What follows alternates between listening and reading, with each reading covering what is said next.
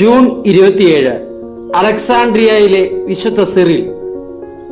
Ephesus സുനാദോസിൽ papal പ്രതിനിധിയായി അധ്യക്ഷത വഹിച്ച വിശുദ്ധ സിറിൽ അലക്സാണ്ട്രിയയിലെ പാത്രിയാർക്കീസ് ആയിരുന്നു.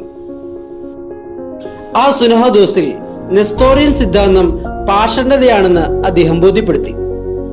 കന്യകാമറിയത്തിന്റെ ദൈവമാതൃത്വ സ്ഥാനം വിശ്വാസ സത്യമായി പ്രഖ്യാപിക്കുന്നതിന് വഴിതെളിയിച്ച വേദപാരംഗതനാണ് അദ്ദേഹം.